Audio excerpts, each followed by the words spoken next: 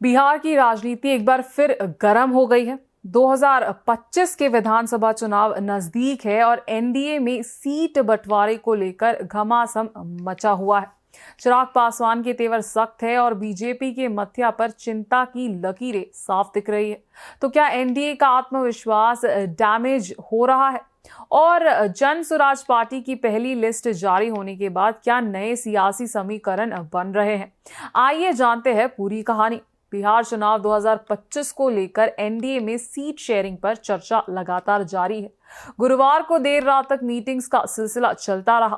केंद्रीय मंत्री और बीजेपी नेता नित्यानंद राय ने दिन में 2 बार लोक जनशक्ति पार्टी के चीफ चिराग पासवान से मुलाकात की। रात होते होते धर्मेंद्र प्रधान भी इस मीटिंग में शामिल हो गए।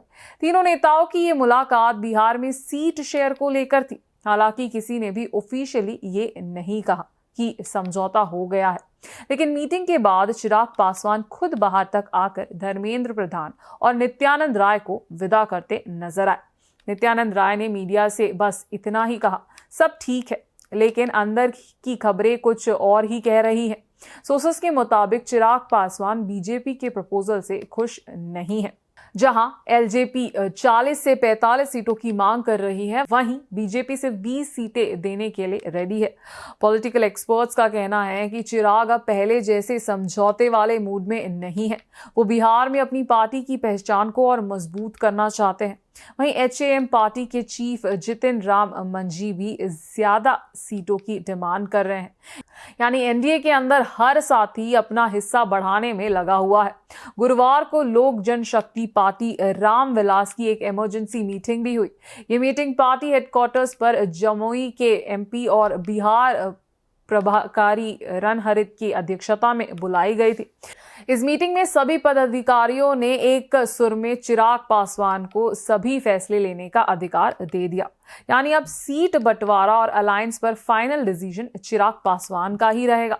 दूसरी तरफ प्रशांत किशोर की जन स्वराज पार्टी ने भी बिहार चुनाव की तैयारी पूरी तख्त से शुरू कर दी है। इसमें 51 कैंडिडेट्स के नाम शामिल है। इनमें 7 रिजर्व्ड और 44 जनरल सीट्स पर कैंडिडेट्स उतरे गए हैं। इंटरेस्टिंग बात यह है कि प्रशांत किशोर खुद इस लिस्ट में शामिल ही नहीं है। सोर्सेस का कहना है कि वो इस बार इलेक्शन नहीं लड़ेंगे, बल्कि पूरी स्ट्रैटेजी बनाने में अपना रोल निभाएंगे। पार्टी ने कहा है कि कैंडिडेट सिलेक्शन में सभी वर्गों को रिप्रेजेंटेशन दिया गया है। 17 कैंडिडेट पिछड़े जातियों से, 11 ओबीसी से, 9 जनरल से और 7 माइनॉरिटी कम्युनिटी से।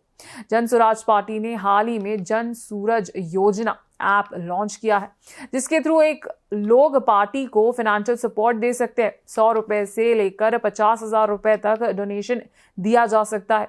पार्टी प्रेसिडेंट उदय सिंह का कहना है कि लोगों का सपोर्ट तेजी से बढ़ रहा है।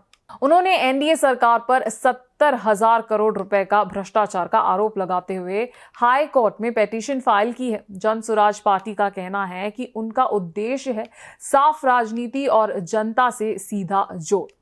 तो बिहार की सियासत इस वक्त 2 मौकों पर गर्म है। एक तरफ एनडीए के अंदर सीट बंटवारे को लेकर खींचातान और दूसरी तरफ जन स्वराज पार्टी की एंट्री, जो पूरा चुनावी खेल बदल सकती है। चिराग पासवान के सख्त रुख से बीजेपी को नया सर दर्द मिल गया है, जबकि प्रशांत किशोर की जन स्वराज पार्टी धीरे धीरे जमीन पर अपनी पकड़ बना रही है। अब देखना यह होगा कि बिहार चुनाव 2025 में किसका सूरज उभरता है, एनडीए का, आरजेडी का या जन स्वराज का।